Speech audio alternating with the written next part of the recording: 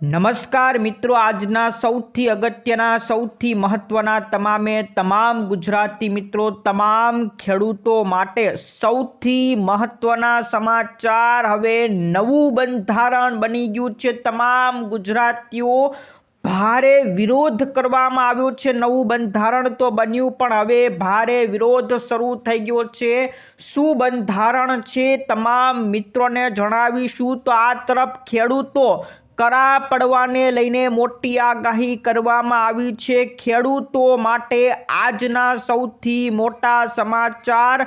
પરેશ ગોસ્વામી આગાહી કરી નાખી છે. તો ખેડૂતોને 6,000ના બદલે 9,000ના હપ્તાની સૌથી મોટી આગાહી કરાઈ છે. મિત્રો, આ બાજુ તાર ફેન્સિંગ યોજનાને લઈને મિત્રો મંજૂરી આપી દેવામાં આવી છે. તો ખેડૂતો માટેના સમાચાર. સાથે સાથે મિત્રો, હવે જન્મ દાખલો અને આધાર કાર્ડને લઈને એક મોટી અપડેટ આવી ગઈ છે. લાઈનમાં તમારે ઊભું રહેવું પડશે. સૌથી મહત્વના સમાચાર તમામ મિત્રો માટે આવી ગયા. પાઘડીની લાજ રાખવા માટે પાટીદાર સમાજે એક મોટું સંમેલન ઘડી નાખ્યું છે. મિત્રો, એના વિશે પણ જાણીશું. વહાલી દીકરી યોજનાની અંદર દીકરીઓને પૈસા મળવાના શરૂ થઈ ગયા છે. એના વિશે જાણીશું. આ બાજુ રેલવેનું ટિકિટ ભાડું વધી ગયું છે ને આરટીઈમાં મિત્રો એડમિશન પ્રક્રિયા શરૂ થઈ ગઈ. તમામ વિગતવાર ચર્ચા જણાવીશું. પણ એ પહેલાં જે પણ મિત્રો નવા હોય, આપણી ખેડૂત દુનિયા ચેનલને ફટાફટ સબસ્ક્રાઈબ કરી લેજો. તો મિત્રો, સૌથી પહેલાં તમામ મિત્રોને જણાવવાનું, ભાગી ગયેલી દીકરીઓને પાછી લાવવા માટે હવે પાટીદાર લોકોએ પોતાનું એક સંમેલન ઘડી નાખ્યું છે. જેમાં પાટીદાર સમાજની જે દીકરીઓ ભાગી ગઈ છે એને પરત લાવવા માટે, જે દીકરીઓને આવવું છે એને સન્માન સાથે ફરીથી સમાજમાં લાવવામાં આવશે. એક મોટું સંમેલન ઘડવામાં આવ્યું છે. જ્યાં મિત્રો પાટણના ચાણસ્મા મણિયારી ખાતે એક મહિલા સંમેલન યોજાયું હતું. પાઘડીની લાજ, આવું મિત્રો આ સંમેલનનું નામ રાખવામાં આવ્યું હતું. પાઘડીની લાજ, આ નામે મહિલા સંમેલન યોજાયું હતું. આ સંમેલનમાં 84 કડવા પાટીદાર સમાજ દ્વારા એક મોટી પહેલ કરવામાં આવી. આ પહેલની અંદર, આ સંમેલનની અંદર 3,000થી વધુ મહિલાઓ હાજર હતી. પ્રેમ લગ્ન કરીને ભાગેલી યુવતીઓને પરત લાવવાના પ્રયાસ માટે આ સંમેલન કરવામાં આવ્યું હતું. ને એવું કીધું હતું કે જે દીકરીઓને પાછું ફરવું હોય એને સન્માન સાથે ફરીથી પાછી આપણા સમાજમાં લાવવામાં આવશે. તો એને જ લઈને આ સંમેલન ઘડવામાં આવ્યું હતું. તો જે દીકરીઓ ત્યાં જતી તો રહી છે, પણ એને ભૂલનો અહેસાસ થઈ ગયો હોય તો એને ફરીથી સન્માન સાથે સમાજમાં પાછી લાવવામાં આવશે. આ સંમેલન હતું મિત્રો એક સૌથી મોટો નિર્ણય. તમામ મિત્રો હવે લાઈનમાં ઊભું રહેવું પડશે. અત્યારે મિત્રો કચેરીઓની અંદર લોકો જન્મના દાખલા, મરણના દાખલાને ફરીથી સુધારા કરાવી રહ્યા છે. શા માટે મિત્રો કરાવી રહ્યા છે? એક નવો નિયમ આવી ગયો છે.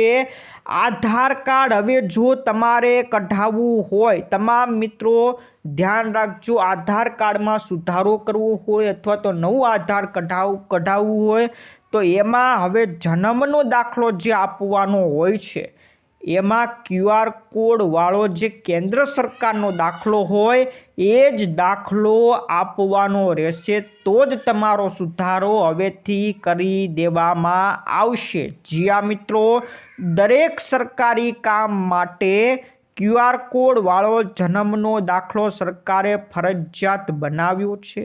અને સાથે સાથે આધાર કાર્ડની અંદર પણ જો તમારે સુધારા વધારા હવે કરવા છે તો એમાં પણ કેન્દ્ર સરકારના પોર્ટલ ઉપરથી જે દાખલા નીકળે છે એ જ જન્મના દાખલા, એ જ મરણના દાખલા આપવા પડશે. તમારા પહેલાંના જે જૂના દાખલા હોય એ હવે ચાલશે નહીં. તેથી મિત્રો 2020 પહેલાંના જેની પાસે દાખલાઓ છે એ તમામ લોકો અત્યારે લાંબી લાઈનોની અંદર લાગી ચૂક્યા છે, પોતાના દાખલાઓ નવા કરાવી રહ્યા છે. કેન્દ્ર સરકારનું જે પોર્ટલ આવ્યું છે એમાંથી હવે દાખલા કાઢવામાં આવે છે. તો જન્મ દાખલોને લઈને મિત્રો સૌથી મોટો ફેરફાર છે. તમારે પણ હવે કઢાવવો પડશે, કારણ કે મિત્રો દરેક સરકારી કામ માટે હવે QR કોડ વાળો જન્મ દાખલો જ હાલશે. બીજા એક પણ દાખલા નહીં હાલે.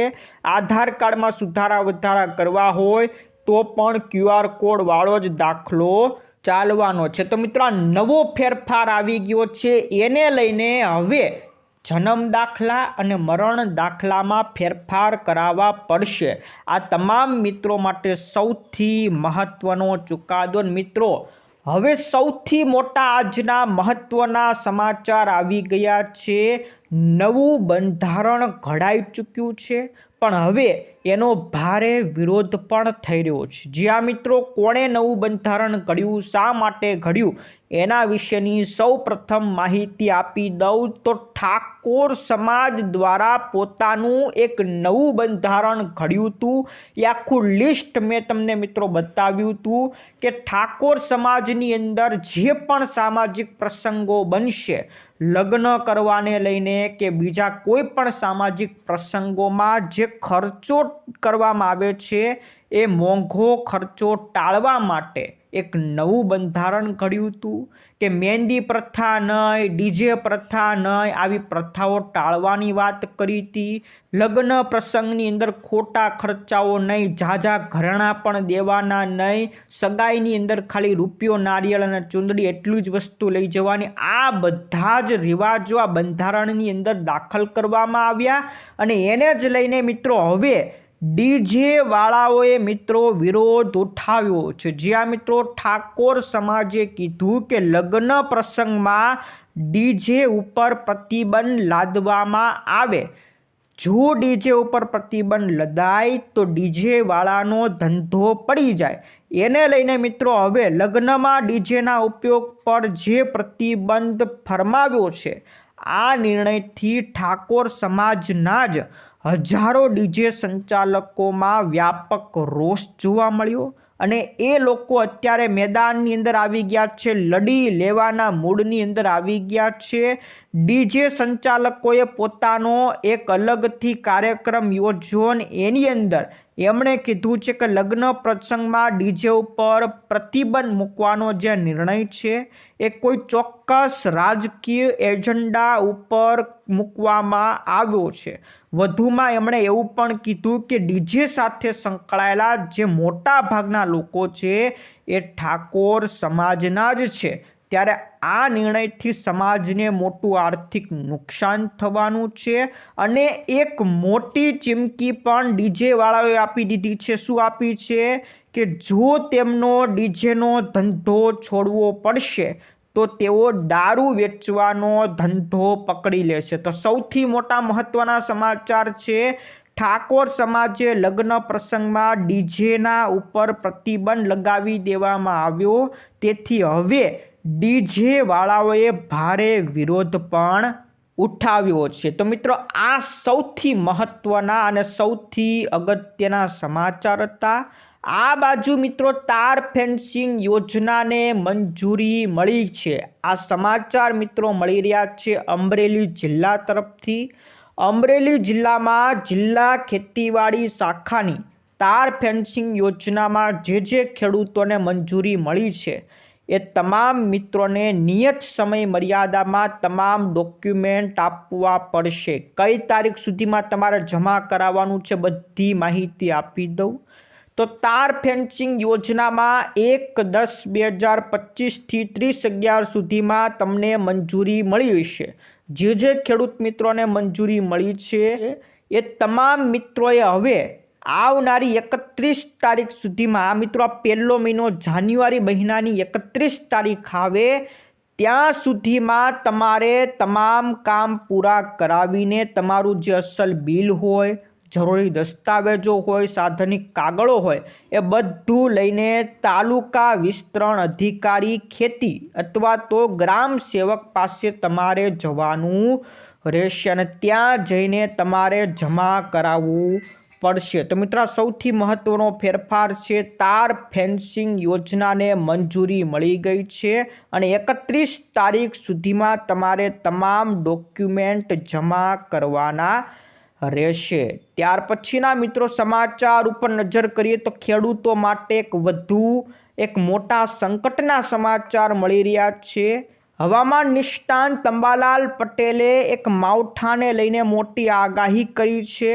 એમણે કીધું છે કે સૌરાષ્ટ્ર અને કચ્છના ખેડૂતો માટે એક ચિંતાજનક સમાચાર મળી રહ્યા છે। હવામાન વિભાગે પણ આની ઉપર મિશ્ર આગાહી આપી છે। અંબાલાલ પટેલે એવું કીધું કે 22 તારીખથી લઈને 26 જાન્યુઆરી દરમિયાન રાજ્યની અંદર કમોસમી વરસાદ પડશે અને એમાં પણ સૌરાષ્ટ્ર અને કચ્છના વિસ્તારોની અંદર કરા સાથે ભારે વરસાદ પડવાનો છે, એની પણ આગાહી। તો ખેડૂતો માટે આ ચિંતાજનક સમાચાર હોઈ શકે। કરા સાથે વરસાદ પડશે કે નહીં એની મિત્રો આપણે એટલી ગેરંટી લેતા નથી, કારણ કે આ આગાહી અંબાલાલ પટેલે આપી છે। અંબાલાલ પટેલની એટલી બધી આગાહી સચોટ હોતી નથી।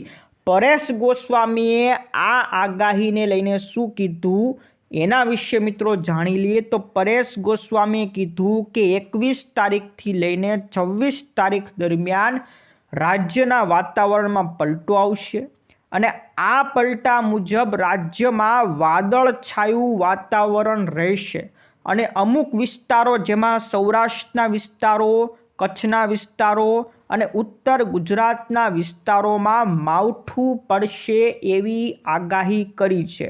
એટલે પરેશ ગોસ્વામીએ ક્યાંય કરાની આગાહી કરી નથી। તો મિત્રો માવઠું પડવાનું છે પણ કરા પડશે એવી કોઈ આગાહી પરેશ ગોસ્વામી દ્વારા કરવામાં આવી નથી। તો ખેડૂત મિત્રોએ આ એક નોંધ પણ લેવી ખૂબ જરૂરી છે।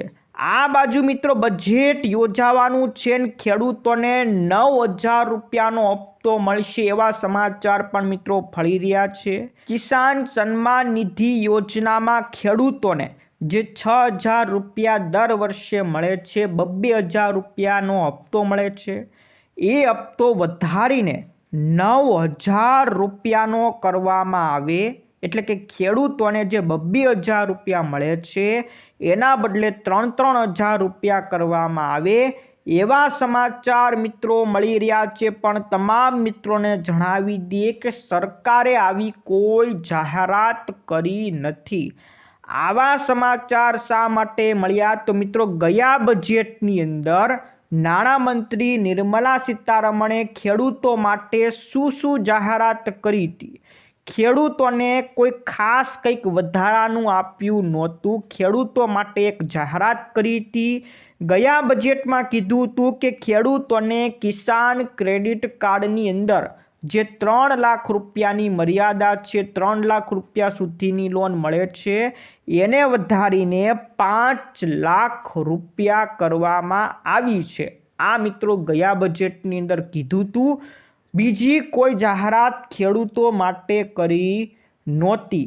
ત્યારે મિત્રો અત્યારે આ વખતે આપણે જાન્યુઆરી મહિનાની અંદર જ મિત્રો 30 તારીખે બજેટ યોજાવાનું છે અને આ બજેટમાં ખેડૂતો કહી રહ્યા છે કે અમને 2,000 રૂપિયા જે દર 4 મહિને મળે છે એનાથી ખેડૂતોનો ખર્ચો પણ પૂરો થતો નથી, એટલે એને વધારીને ઓછામાં ઓછા 3,000 રૂપિયાનો હપ્તો કરવો પડશે।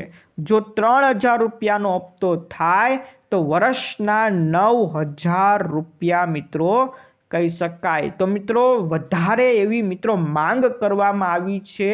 બજેટની અંદર વધારશે કે નહીં એની કોઈ માહિતી આપી નથી। તો મિત્રો આ તો ખાલી ખેડૂતો દ્વારા માંગ કરાય છે, દર વખતે માંગ કરાય છે, પણ સરકાર આના ઉપર કોઈ એક્શન લેતી નથી। તો આ અગત્યના મિત્રો સમાચાર હતા।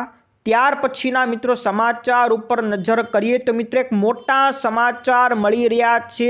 રેલવે પોતાના ટિકિટ ભાડાની અંદર વધારો કરી નાખ્યો છે. જ્યાં મિત્રો આ ડિસેમ્બર મહિનો ગયો એ ડિસેમ્બર મહિનાની 26 તારીખથી રેલવે પોતાના ટિકિટ ભાડામાં મિત્રો વધારો કર્યો છે. આ ભાડામાં કોઈ ખાસ એટલો બધો વધારો નથી થયો. રેલવે વિભાગે એવું કીધું કે અમે 215 કિલોમીટર સુધીના અંતર ઉપર કોઈ વધારો કર્યો નથી. એટલે તમે 215 કિલોમીટરથી અંદરના કોઈ વિસ્તારમાં મુસાફરી કરો છો તો તમારા ઉપર કોઈ ચાર્જ લાગવાનો નથી. પણ એનાથી વધુ જો તમે કોઈ અંતરમાં મુસાફરી કરો છો તો જનરલ ક્લાસ માટે પ્રતિ કિલોમીટર 1 પૈસાનો વધારો કર્યો છે. એટલે 100 કિલોમીટરે તમારે 1 રૂપિયો વધારે દેવો પડશે. એવી જ રીતના એક્સપ્રેસ ટ્રેનોમાં નોન એસી ક્લાસના ભાડામાં પ્રતિ કિલોમીટરે 2 પૈસાનો વધારો કર્યો છે. એટલે કે એમાં 100 રૂપિયાએ તમારે 2 રૂપિયા વધુ દેવા પડશે. અને એસી ક્લાસ હોય તો એમાં પણ 2 પૈસાનો વધારો કર્યો છે. એટલે એમાં પણ 100 કિલોમીટરે 2 રૂપિયા વધારે દેવા પડશે. તો મિત્રો આવી રીતના જનરલ ક્લાસ માટે હવેથી 100 કિલોમીટરે 1 રૂપિયા વધુ દેવાના અને નોન એસી અને એસી ક્લાસ માટે 100 કિલોમીટરે તમારે 2 રૂપિયા વધુ દેવાના રહેશે. પરંતુ 200 કિલોમીટરથી વધુનું અંતર કાપો તો તમારે આ ભાડું વધારાનું લાગશે. રેલવે વિભાગ દ્વારા એક સૌથી મોટો અને મહત્વનો ફેરફાર કર્યો છે. આ બાજુ મિત્રો વહાલી દીકરી યોજનાના પૈસા દીકરીઓને મળવાના શરૂ થઈ ગયા છે.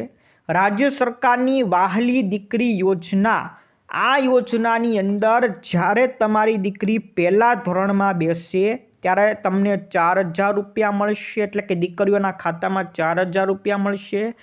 9મા ધોરણમાં આવશે ત્યારે દીકરીને 6,000 રૂપિયા મળશે. અને જ્યારે દીકરીની ઉંમર, લગ્નની ઉંમર થાય ત્યારે 1,00,000 રૂપિયા દીકરીઓને મળશે. આ મિત્રો યોજનાની જાહેરાત છે. એટલે ટોટલ 1,10,000 રૂપિયાની સહાય આ વહાલી દીકરી યોજના અંતર્ગત દીકરીઓને અલગ અલગ 3 તબક્કામાં આપવામાં આવશે. પહેલાં 4,000 રૂપિયા, પછી 6,000 રૂપિયા અને પછી છેલ્લે 1,00,000 રૂપિયાની તમને સહાય મળશે. તો અત્યારે વડોદરા શહેર અને જિલ્લાની અંદર 4,000 રૂપિયાનો પ્રથમ હપ્તો ચૂકવી દેવામાં આવ્યો છે. જે દીકરીઓ પહેલા ધોરણમાં એડમિશન મળી ગયું છે એ બધી દીકરીઓને 4,000 રૂપિયાનો પહેલો હપ્તો ચૂકવી દેવાયો છે. આમ મિત્રો રાજ્યની તમામ દીકરીઓને તમામ શહેરોમાં આ હપ્તો ચૂકવી દેવામાં આવ્યો છે. મિત્રો તમે કોઈએ ફોર્મ ભર્યું હોય અને તમને આ 4,000 રૂપિયાનો હપ્તો મળ્યો હોય તો નીચે એકવાર કોમેન્ટ કરીને અમને જરૂરથી જણાવજો. અને મિત્રો હવે આપણે છેલ્લા સમાચાર ઉપર નજર કરીએ. આરટી એડમિશન મિત્રો તમારે જોતું હોય, જે વાલીઓ પોતાના બાળકને પહેલા ધોરણની અંદર મફતમાં ભણાવવા માગતા હોય, એટલે કે પ્રાઇવેટ સ્કૂલમાં મફતમાં 1 ધોરણથી લઈને 8 ધોરણ સુધી ભણાવવા માગતા હોય, એમના માટે એક અગત્યના મુખ્ય સમાચાર. અત્યારે અમદાવાદ ડીઈઓ કચેરી દ્વારા તમામ જેટલી પણ ખાનગી શાળાઓ છે એ બધા પાસેથી ડેટા મગાવવામાં આવ્યા છે કે કઈ શાળામાં કયા ક્લાસમાં કેટલા લોકોની સીટ છે, કેટલા બાળકોની સીટ ખાલી છે. એ બધા ડેટા અત્યારે વિગતવાર મગાવવામાં આવી રહ્યા છે. જેવા ડેટા આવશે બધા ડેટા રાજ્ય સરકારને સોંપવામાં આવશે. રાજ્ય સરકાર પાસે બધા જિલ્લાના, બધા આપણા ગુજરાત રાજ્યના બધા જિલ્લાના ડેટા આવી જશે. ત્યારબાદ ઓનલાઈન ફોર્મ ભરાવાના શરૂ થઈ જશે. તો આરટીના ફોર્મ માટેની અત્યારે તૈયારીઓ શરૂ છે. અત્યારે ડેટા મગાવવામાં આવી રહ્યા છે. મિત્રો ટૂંક સમયમાં બધા ડેટા રાજ્ય સરકાર સુધી પહોંચી જશે અને પછી ઓનલાઈન ફોર્મ ભરાવાના શરૂ થઈ જશે. એટલે વાલીઓ અત્યારથી દસ્તાવેજો તૈયાર રાખવા, આવકનો દાખલો, રહેઠાણનો પુરાવો, બાળકનું જન્મ પ્રમાણપત્ર બધું તૈયાર રાખવા સૂચના આપી દેવામાં આવી છે. તો મિત્રો, આ સૌથી અગત્યના સમાચાર હતા. આ વિડીયો જો તમને ગમ્યો હોય તો ફટાફટ એકવાર લાઈક કરી દેજો. તમારા જેટલા પણ મિત્રો હોય ફેસબુક ગ્રુપમાં, વોટ્સઅપ ગ્રુપમાં, એને પણ આ સમાચાર મોકલી દેજો. આજ માટે વિદાય લઈએ છીએ. ફરી મળીશું આવતા વિડીયોમાં. જય જવાન, જય કિસાન.